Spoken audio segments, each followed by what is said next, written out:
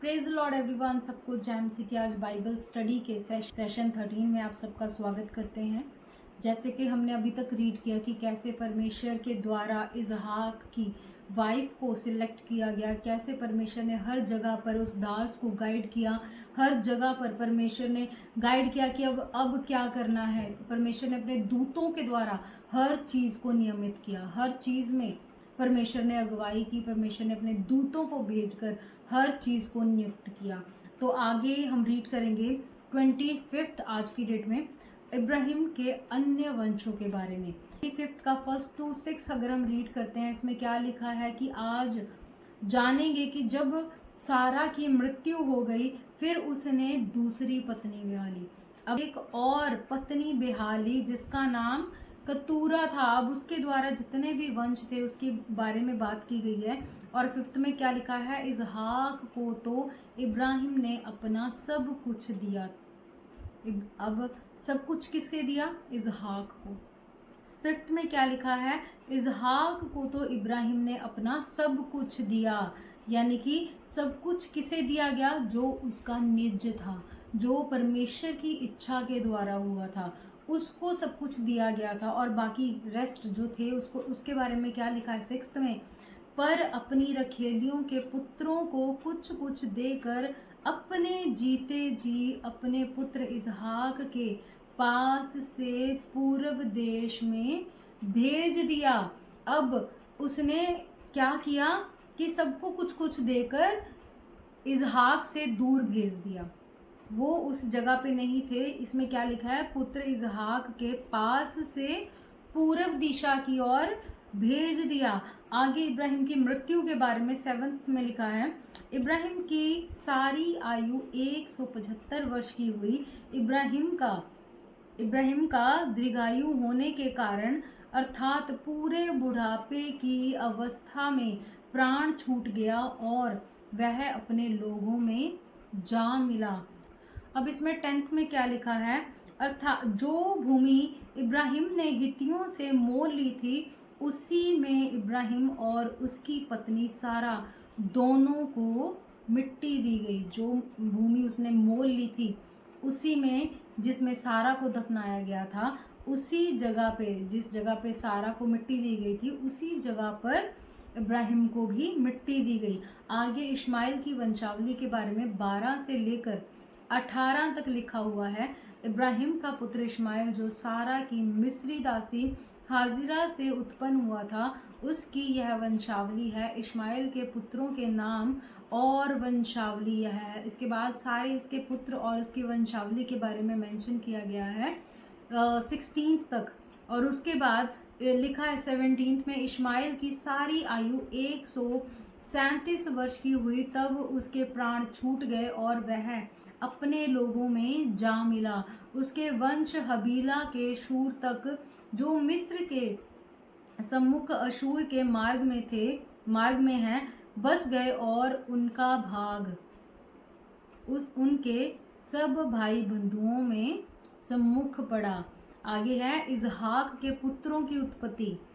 इजहाक के पुत्रों की उत्पत्ति के बारे में जानेंगे। 19 से हम रीड करेंगे। इब्राहिम के पुत्र इजहाक की वंशावली यह है, इब्राहिम से इजहाक उत्पन्न हुआ और इजहाक ने 40 वर्ष का होकर रिबिका से, जो पदन राम के वासी अरामी बेतुएल की बेटी और अरामी लबान की बहन थी, विवाह कर लिया। इजहाक की पत्नी बांझ थी, इसलिए उसने उसके नियमित यहोवा से विनती की और यहोवा ने उसकी विनती सुन ली। इस प्रकार उसकी पत्नी गर्भवती हुई। लड़के उसके गर्भ में आपस में लिपट के एक दूसरे को मारने लगे। अब इससे पहले हमने क्या रीड किया है कि सारा जो थी वो भी, उसके भी कोई बच्चा नहीं था कितने समय तक। जैसा इब्राहिम के जीवन में घट रहा था वैसा ही कुछ यहाँ इजहाक के जीवन में भी घट रहा है। परीक्षाएं हो रही हैं, प्रार्थनाएं चल रही हैं, परमेश्वर से बातें चल रही हैं। तो इसमें क्या लिखा है कि इजहाक की पत्नी बांझ थी। और सारा के बारे में भी क्या कहा गया था कि इब्राहिम की जो पत्नी थी वो बांझ थी। और आगे क्या लिखा गया है, इसलिए उसने उसके नियमित यहोवा से विनती की और यहोवा ने उसकी विनती सुन ली। इस प्रकार उसकी पत्नी रिबका गर्भवती हुई, लड़के उसके गर्भ में आपस में लिपट के एक दूसरे को मारने लगे। तब उसने कहा, मेरी जो ऐसी दशा रहेगी तो मैं कैसे जीवित रहूंगी। और वह यहोवा की इच्छा पूछने लगी। क्या हुआ कि वो यहोवा की इच्छा पूछने लगी। तब परमेश्वर ने उसे क्या कहा, यहोवा ने उसे क्या कहा, तब यहोवा ने 23 में आप रीड करेंगे, तब यहोवा ने उससे कहा, तेरे गर्भ में 2 जातियां हैं और तेरी कोख से निकलते ही 2 राज्यों के लोग अलग अलग होंगे और एक राज्य के लोग दूसरे से अधिक सामर्थी होंगे और बड़ा बेटा छोटे के अधीन होगा। क्या होगा, जो बड़ा है वो छोटे के अधीन होगा। जब उसके प्रसव का समय आएगा, जब उसके प्रसव का समय आए, तब क्या प्रकट हुआ कि उसके गर्भ में जुड़वा बालक हैं, जैसे कि परमेश्वर ने कहा था कि तू 2 बालकों को जन्म देगी। और हर चीज सच हो रही थी, जो जैसा जैसा परमेश्वर ने उसे कहा था। आगे 25 में क्या लिखा है, पहला जो उत्पन्न हुआ वह लाल निकला, उसका सारा शरीर कंबल के समान रोमय था, इसलिए उसका नाम इसाव रखा गया। पीछे उसका भाई अपने हाथ से इसाव की एड़ी पकड़े हुए उत्पन्न हुआ और उसका नाम याकूब रखा गया। जब रिबका ने उसको जन्म दिया तब इसाव 60 वर्ष का था। अब इसमें हम क्या देखते हैं कि परमेश्वर ने ऑलरेडी रिबका को बता दिया था कि जो बड़ा है वो छोटे के अधीन होगा। तो क्या जन्म से हुआ ऐसा, आगे हम चेक करेंगे, देखेंगे हम कि वचन क्या कहता है। आगे लिखा है 27 में, इसाव द्वारा पहलोठे का अधिकार बेचना। क्या लिखा है कि उसने अपना जो अधिकार था वो बेच दिया था। 27 कहते, जो आपके लिए रखा है ना, चाहे आज आपको किसी और के हाथ में दिखाई दे रहा है, वो ऑटोमेटिकली इंसान आपके हाथ में देगा।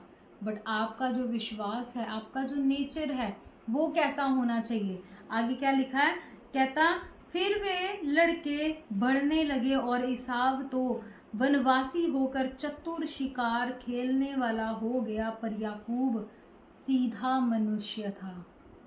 यानी कि जो परमेश्वर की ओर से आपके लिए इच्छा रखी है, आप जितने भी चतुर बन लीजिए, आप जितने भी सीधे बन लीजिए, पर इच्छा जो प्रभु की है वही पूरी होगी। आज बहुत से लोगों को लगता है कि यार मैं तो ये कर ही नहीं पाऊंगा, कैसे होगा, मेरे द्वारा कैसे होगा ये, या वो इतना कुछ कर रहा है, मैं उससे आगे कैसे जा सकता हूँ।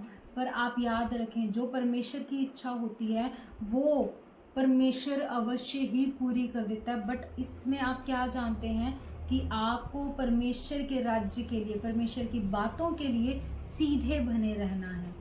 आगे हम रीड क्या करेंगे, और तंबू में रहा करता था इजहाक के आहेर का मांस खाया करता था, इसलिए वह उससे प्रीति रखता था, पर रिबका याकूब से प्रीति रखती थी। जो उसका पिता था, जो अधिकार देता था, वो किससे प्रीति रखता था, इसाव से, क्योंकि वो उसे मनभावनी चीजें खिलाता था, मांस खिलाता था। इस वजह से वो अपने पिता का प्रिय था, पर जो छोटा था वो अपनी माता का प्रिय था। तो आप अगर आज आपको लग रहा है कि मैं ये नहीं कर पा रहा हूँ, मैं वो नहीं कर पा रहा हूँ, कैसे होगा या कहाँ से होगा, कौन करेगा, तो आप निश्चिंत रहिए, क्योंकि वो परमेश्वर जानता है कि कैसे हर एक विरोधी बात को, हर एक एंटी बात को आपके हक में कैसे मोड़ना है। तो वो आपका काम नहीं है। आपका काम क्या है, सिद्धाई से, सच्चाई से, ऑनेस्टी से उस खुदा के कायदे कानूनों पे, उस खुदा के नियमों पे चलना है। आगे हम रीड करेंगे, इजहाक के आहार का मांस खाया करता था, इसलिए वह उससे प्रीति रखता था, पर रिबका याकूब से प्रीति रखती थी। 29 में हम रीड करेंगे, एक दिन याकूब भोजन के लिए कुछ दाल पका रहा था और इसाव जंगल से थका हुआ आया। तब इसाव ने याकूब से कहा, वह जो लाल वस्तु है उसी लाल वस्तु में से मुझे कुछ खिला, क्योंकि मैं थका हूँ। आप अगर सिद्धाई से चल रहे हैं और जो जगहें परमेश्वर ने आपके लिए रखी हैं वो ऑटोमेटिकली आपकी ओर मुड़ने जा रही हैं। क्या लिखा? याकूब ने कहा, आगे याकूब का क्या रिप्लाई था? याकूब ने कहा, अपना पहलौठे का अधिकार आज मेरे हाथ बेच दे। इसाव ने कहा, देख मैं तो अभी मरने पर हूँ, इसलिए पहलौठे के अधिकार से मेरा क्या लाभ होगा। उसने जो परमेश्वर की ओर से उसके जीवन में इच्छा रखी गई थी उसे ही तुच्छ जान लिया। उसने कहा कि जो पहलौठे का अधिकार मेरे पास है उससे मेरा क्या लाभ। तो उसने किसे तुच्छ जाना? जो परमेश्वर ने उसे डेजिग्नेशन दी थी उससे तुच्छ जाना। तो आगे क्या लिखा है? इसाव ने कहा, देख मैं तो अभी मरने पर हूँ, इसलिए पहलौठे के अधिकार से मेरा क्या लाभ। याकूब ने कहा, मुझसे अभी शपथ खा। अतः उसने उससे शपथ खाई और अपना पहलौठे का अधिकार याकूब के हाथ बेच दिया। इस पर याकूब ने इसाव को रोटी और पकाई हुई मसूर की दाल दी और उसने खाया पिया और उठकर चला गया। यूं इसाव ने अपना पहलौठे का अधिकार तुच्छ जाना। सिर्फ खाने पीने की वस्तु के कारण उसने अपना वो डेजिग्नेशन जो परमेश्वर की ओर से उसे प्रोवाइड किया गया था वो छोड़ दिया। आज बहुत सी बातों में लोग हफड़ा दफड़ी मचा देते हैं कि ये बात नहीं हो रही है, हम कैसे करें कैसे ना करें, और जिस रास्ते पे जा रहे हैं उसी रास्ते से वो भटक जाते हैं। जो डेजिग्नेशन उसको परमेश्वर की ओर से प्रोवाइड की जाती है, परमेश्वर की ओर से प्रोवाइड की गई होती है, वो क्या करते हैं? उसी से भटक जाते हैं। आगे आज परमेश्वर ने लोगों के जीवन में बहुत आशीषें दी हैं, दे रखी हैं, बट फिर भी वो पाप में इतना अपने आप को इन्वॉल्व कर लेते हैं कि अपनी परमेश्वर के द्वारा दी गई आशीष को तुच्छ जानने लगते हैं। जो परमेश्वर ने आपको आशीष दी है उसे ही तुच्छ जानने लगते हैं। आगे इसहाक का गरार में निवास, आगे हम 26 में रीड करेंगे। 26 में क्या लिखा है? फर्स्ट टू थर्ड में हम देखेंगे क्या लिखा है। उस देश में अकाल पड़ा। अब क्या हुआ कि उस देश में, जिस देश में वो रहते थे, उसमें अकाल पड़ा। यह उस पहले अकाल से अलग था जो इब्राहिम के दिनों में पड़ा था। इसलिए इसहाक गरार को फिलिस्तियों के राजा अबीमेलेक के पास गया। वहां यहोवा ने उसको दर्शन देकर कहा, मिस्र में मत जा, जो देश मैं तुझे बताऊं उसी में रह। तू इसी देश में रह और मैं तेरे संग रहूंगा और तुझे आशीष दूंगा, और ये सब देश मैं तुझको और तेरे वंश को दे दूंगा, और जो शपथ मैंने तेरे पिता इब्राहिम से खाई थी उसे मैं पूरा करूंगा। आगे हर चीज़ जो परमेश्वर ने इब्राहिम से कही थी वो मेंशन है। और 5 में क्या लिखा है? क्योंकि इब्राहिम ने मेरी मानी। अब ये रीज़न बताया है परमेश्वर ने, क्योंकि परमेश्वर ने जिस रीज़न के कारण इब्राहिम को आशीष दी थी वो मेंशन है, क्योंकि इब्राहिम ने मेरी मानी और जो मैंने उसे सौंपा था उसको और मेरी आज्ञाओं, विधियों और व्यवस्था का पालन किया। जो परमेश्वर के द्वारा आज्ञाएं दी गई थी उन सब का उसने पालन किया। That's why God blessed Abraham generations. This is a reason behind that. अब आगे क्या लिखा है 6 से 9 में अगर हम रीड करते हैं, इसलिए इसहाक गरार में रहा। जब उस स्थान के लोगों ने उसकी पत्नी के विषय में पूछा तब उसने यह सोचकर कि यदि मैं उसको अपनी पत्नी कहूँ तो यहाँ के लोग रिबिका के कारण, जो परम सुंदरी है, मुझको मार डालेंगे। उत्तर दिया, वह तो मेरी बहन है। जब उसको वह वहाँ रहते बहुत दिन बीत गए। तब एक दिन फिलिस्तियों के राजा अबीमेलेक ने खिड़की में से झांक के क्या देखा कि इसहाक अपनी पत्नी रिबका के साथ क्रीड़ा कर रहा है। तब अबीमेलेक ने इसहाक को बुलवा कर कहा, वह तो निश्चय तेरी पत्नी है, फिर तूने क्यों उसको अपनी बहन कहा। अब यहाँ पे सेम चीज़ इब्राहिम ने 2 बार की है और ये सेम चीज़ दोबारा रिपीट की गई है। अब इसमें एक चीज़ कॉमन है, रीज़न क्यों। उसने क्या बताया कि हमें डर था कि कहीं तू हमें मार ना दे, कहीं तू हमें मार ना दे, इस वजह से उसने वो झूठ बोलने का पाप किया। अब इट्स डिपेंड कि बहुत से लोग कहते हैं कि देखो उसने झूठ बोला, what is the reason behind that. ये इस चीज़ पे डिपेंड करता है कि वो सिचुएशन क्या है, वो सिचुएशन क्या है। क्या वो किसी के नुकसान के लिए झूठ तो नहीं बोला गया, क्या किसी को हार्म करने के लिए झूठ तो नहीं बोल गया, क्या किसी को दगा देने के लिए झूठ तो नहीं बोला गया। It's depend on situation.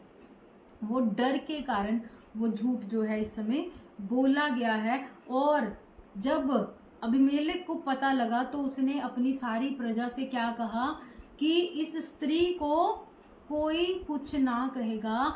और आप देख सकते हैं 11th में लिखा हुआ है, इसलिए अबीमेलेक ने अपनी सारी प्रजा को आज्ञा दी, जो कोई उस पुरुष को या उसकी स्त्री को छुए वह निश्चय मार डाला जाएगा। क्योंकि इसके रिलेटेड अबीमेलेक भी किसी हद तक जानता था कि वो परमेश्वर का चुना हुआ है। फिर इसहाक ने उस देश में जोता बोया और उसी वर्ष में 100 गुना फल पाया। आगे पूरा उसके परिश्रम के बारे में मेंशन है कि कैसे उसने उन बंद कुओं को खोला, किस प्रकार उसके साथ झगड़े भी हुए, बहुत सारी उस जगहों पर ऐसी बातें भी हुई जो एक दास के साथ अगर होती है तो वो अगर परमेश्वर के प्रिय के साथ होती है तो वो अवश्य ही डोल जाता है। वो सोचता है कि मैं तो परमेश्वर का प्रिय हूँ, तो मेरे साथ ऐसा क्यों हो रहा है। पर उसने क्या किया, बारी बारी करके कोई अलग कुआं फिर अलग कुआं खोदना स्टार्ट किया। तो 25 तक उसकी पूरी स्ट्रगल के बारे में मेंशन है। और नेक्स्ट 26 से क्या लिखा है, इसहाक और अबीमेलेक के बीच में संधि, यानी कि अब इसके बाद क्या हुआ, इसहाक और अबीमेलेक के बीच में एक संधि हुई थी। यानी कि 26 से 33 के बीच में अगर हम रीड करते हैं, 26 रीड करेंगे, तब अबीमेलेक अपने मंत्री अहूजत और अपने सेनापति पिलोक को संग लेकर गरार से उसके पास गया। इसहाक ने उससे कहा, तुमने मुझसे बैर करके अपने बीच से निकाल दिया था, अब मेरे पास क्यों आए हो। तब उन्होंने क्या कहा, हमने तो प्रत्यक्ष देखा कि यहोवा तेरे संग रहता है, इसलिए हमने सोचा कि तू तो यहोवा की ओर से धन्य है। अतः हमारे तेरे बीच में शपथ खाई जाए और हम तुझसे इस विषय की वाचा बंधाएं कि जैसे हमने तुझे नहीं छुआ वरन तेरे साथ केवल भलाई ही की है और तुझको कुशल क्षेम से विदा किया, उसके अनुसार तू भी हमसे कोई बुराई ना करे। तो सिर्फ इस रीज़न के कारण उन दोनों में संधि हुई और उन्होंने एक दूसरे के साथ वाचा बांधी। आगे इसाव की विदेशी पत्नियां। अब आगे अगर आप रीड करते हैं कि इसाव ने जो शादी की, इसाव ने 2 पत्नियों को बिहाया, वो भी अपने माता पिता की इच्छा के बिना।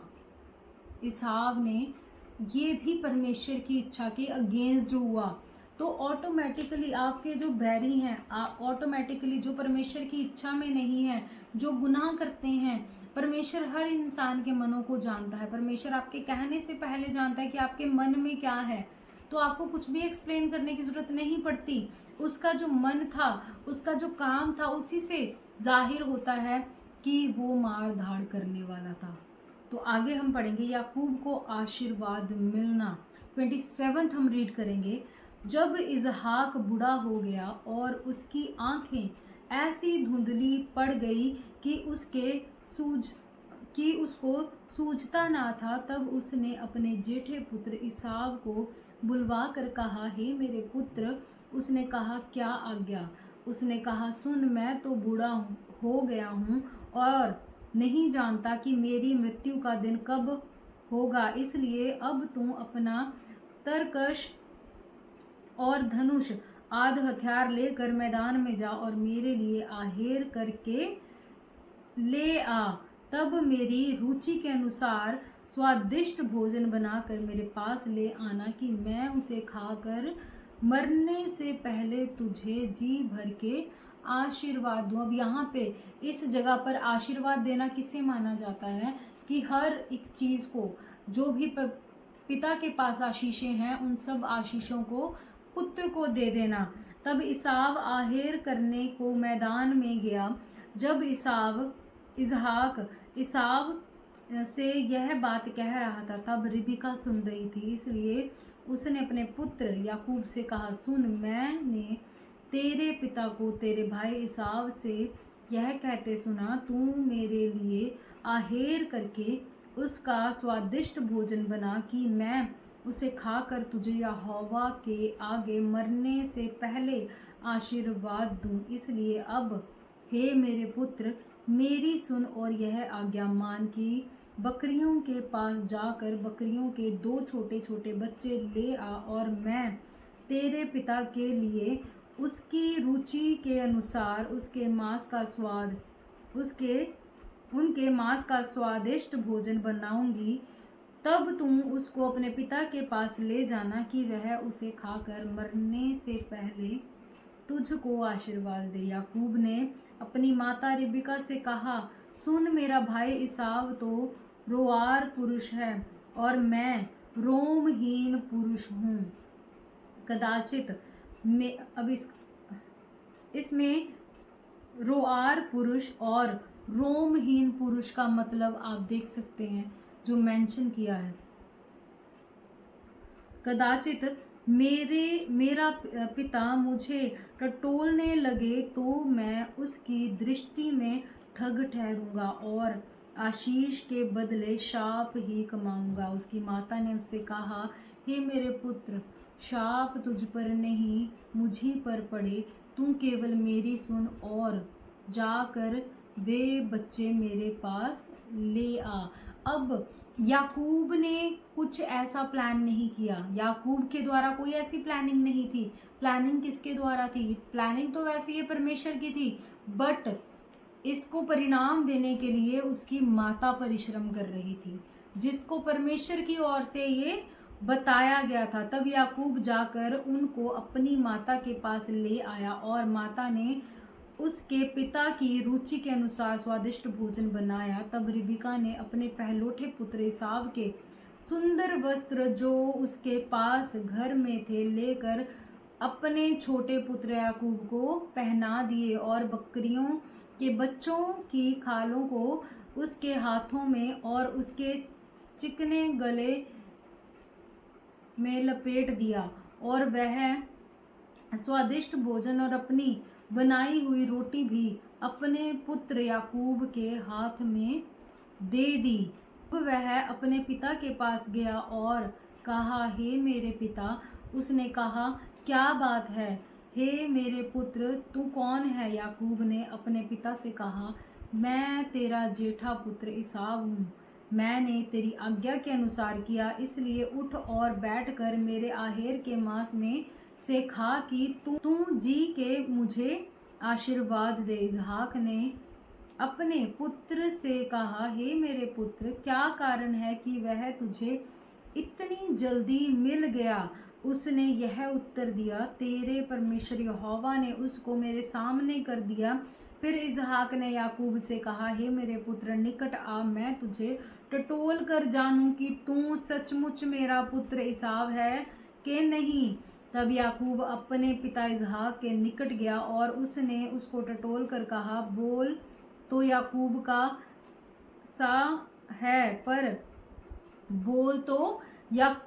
सा है पर हाथ इसाव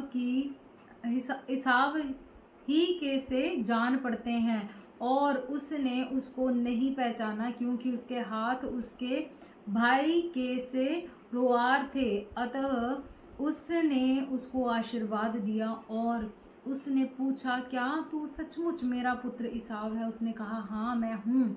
तब उसने कहा, भोजन को मेरे निकट ले आ कि मैं अपने पुत्र के आहेर के मांस में से खाकर तुझे जी के आशीर्वाद दूं। तब वह उसको उसके निकट ले आया, और उसने खाकर, और वह उसके पास दाख मधु भी ले आया और उसने पिया। तब उसने पिता तब उसके पिता इजहाक ने उससे कहा, हे मेरे पुत्र, निकट आकर मुझे चूम। उसने निकट जाकर उसको चूमा, और उसने उसके वस्त्र का सुगंध पाकर उसको यह आशीर्वाद दिया। अब क्या आशीर्वाद दिया है ये मेंशन है, देख मेरे पुत्र की सुगंध जो ऐसे खेत की सी है जिस पर यहोवा ने आशीष दी हो। परमेश्वर तुझे आकाश से ओस और भूमि की उत्तम से उत्तम उपज और बहुत सा अनाज और नया दाख मधु दे। राज्य राज्य के लोग तेरे अधीन हों, और देश देश के लोग तुझे दंडवत करें। तू अपने भाइयों का स्वामी हो, और तेरी माता के पुत्र तुझे दंडवत करें। जो तुझे शाप दें वे आप ही शापित हों, और जो तुझे आशीष दें वे आशीष को पाएं। हालेलुया। इस प्रकार उसने अपने छोटे बेटे को ईसाव की जगह पे याकूब को आशीर्वाद दिया। तो इस प्रकार हम जानते हैं कि कैसे उसके पास वो सभी अधिकार आ गए जो पहलोठे के पास आने चाहिए थे। इवन उसने उस आगे भी हम रीड करेंगे, आप जानेंगे कि किस प्रकार परमेश्वर उसे कैसे कैसे फेवर देता गया और किस प्रकार परमेश्वर उसके संग संग रहा। अब यहाँ पे जो गलती है वो किसकी ओर से की गई थी? माता की ओर से। उसने अपनी माता का कहा माना था, जैसा उसकी माता ने उसे कहा उसने उसी प्रकार किया। और आगे क्या लिखा है 30th में, आशीर्वाद के लिए ईसाव की याचना। किसकी याचना? ईसाव की। जैसे ही यह आशीर्वाद इजहाक याकूब को दे चुका और याकूब अपने पिता इजहाक के सामने से निकला ही था कि ईसाव आहेर लेकर आ पहुंचा, तब वह भी स्वादिष्ट भोजन बनाकर अपने पिता के पास ले आया और उससे कहा, हे मेरे पिता, उठकर अपने पुत्र के आहेर का मांस खा, ताकि मुझे जी से आशीर्वाद दे। अब इसमें एक बात ये भी है कि ऑलरेडी उसने अपना जो पहलौठे होने का अधिकार था वो अपने छोटे को बेच दिया था। किस वजह से? सिर्फ एक खाने पीने की वजह से। अब इसमें क्या हुआ कि जैसे ही वो बाहर निकला, याकूब बाहर निकला आशीर्वाद लेकर, और तुरंत ही ईसाव आ गया और उसने सेम लाइंस उसमें रिपीट की। तब 31 में क्या लिखा है कि तब वह भी स्वादिष्ट भोजन बनाकर अपने पिता के पास ले आया और उससे कहा, हे मेरे पिता, उठकर अपने पुत्र के आहेर का मांस खा, ताकि मुझे जी से आशीर्वाद दे। उसके पिता ने इसहाक से पूछा, तू कौन है? उसने कहा, मैं तेरा जेठा पुत्र ईसाव हूँ। तभी इसहाक ने अत्यंत थर कांपते हुए कहा, फिर वह कौन था जो आहेर करके मेरे पास ले आया था, और मैंने तेरे आने से पहले सब में से कुछ कुछ खा लिया और उसको आशीर्वाद दिया। अब उसको आशीष लगी भी रहेगी। अपने पिता की यह बात सुनते ही ईसाव ने अत्यंत ऊंचे और दुख भरे स्वर से चिल्लाकर अपने पिता से कहा, हे मेरे पिता, मुझको भी आशीर्वाद दे। उसने कहा, तेरा भाई धूर्तता से आया और तेरे आशीर्वाद को लेके चला गया। उसने कहा, क्या क्या उसका नाम याकूब यथार्थ नहीं रखा गया? उसने मुझे 2 बार अंडंगा मारा। मेरा पहलोठे का अधिकार तो उसने ले ही लिया था, और अब देख उसने मेरा आशीर्वाद भी ले लिया है। फिर उसने कहा, क्या तूने मेरे लिए भी कोई आशीर्वाद नहीं सोच रखा है? इसहाक ने ईसाव को उत्तर देकर कहा, सुन, मैंने उसको तेरा स्वामी ठहराया और उसके सब भाइयों को उसके अधीन कर दिया, और अनाज और नया दाख मधु देकर उसको पुष्ट किया है। इसलिए अब हे मेरे पुत्र, मैं तेरे लिए क्या करूं? ईसाव ने अपने पिता से कहा, हे मेरे पिता, क्या तेरे मन में एक ही आशीर्वाद है? हे मेरे पिता, मुझको भी आशीर्वाद दे। यूं कहकर ईसाव फूट फूट के रोया। उसके पिता इसहाक ने उससे कहा, सुन, तेरा निवास उपजाऊ भूमि से दूर हो और ऊपर से आकाश की ओस उस पर न पड़े।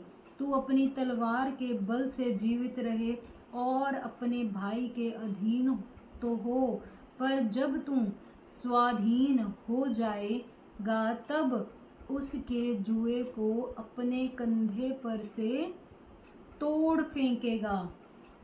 अब इसमें क्या मेंशन है कि उसने उसे आशीर्वाद दिया, याकूब को आशीर्वाद दिया है, पर साथ में उसने ईसाव को क्या आशीर्वाद दिया? क्या लिखा है कि जब 40th में लिखेंगे, तू अपनी तलवार के बल से जीवित रहे और अपने भाई के अधीन तो हो, पर जब तू स्वाधीन हो जाए तब उसके जुए को अपने कंधे पर से तोड़ फेंके। स्वाधीन का मतलब है आज्ञाकारी, यानी कि जब वो आज्ञा का पालन करने वाला बन जाएगा। क्या है, ईसाव ने तो याकूब से अपने पिता के दिए हुए आशीर्वाद के कारण बैर रखा, और उसने सोचा, मेरे पिता के अनंत काल का दिन निकट है, फिर मैं अपने भाई याकूब को घात करूंगा। जब रिबिका को उसके पहलोठे पुत्र ईसाव की ये बातें बताई गई, तब उसने अपने छोटे पुत्र याकूब को बुलाकर सुन, तेरा भाई ईसाव तुझे घात करने के लिए अपने मन में धीरज रखे हुए हैं। इसलिए अब हे मेरे पुत्र, मेरी सुन और हरान को मेरे भाई लाबान के पास भाग जा, और थोड़े दिन तक अर्थात जब तक तेरे भाई का क्रोध न उतरे तब तक उसी के पास रहना। फिर जब तेरे भाई का क्रोध तुझ पर से उतरे और जो काम तूने उससे किए हैं उनको वह भूल जाए, तब मैं तुझे वहाँ से बुलवा भेजूंगी। ऐसा क्यों हो कि एक ही दिन में मुझे तुम दोनों से रहित होना पड़े। अब उसकी माता को इन बातों के बारे में जब पता लगा तो उसने क्या किया, उसने याकूब को दूर अपने भाई के यहाँ भेज दिया कि तो जितने दिन इसका जो गुस्सा है वो शांत नहीं होता तो उतने दिन उसी जगह पे रहना। यहाँ तक हमने रीड किया कि परमेश्वर की ओर से जो प्लानिंग रिबिका को बताई गई थी, किस प्रकार उन बातों को परिणाम मिला। आगे हम नेक्स्ट सेशन में मिलेंगे, सेशन 14 में। आज तक का सेशन 27 तक की था। जय मसीह की। God bless you all.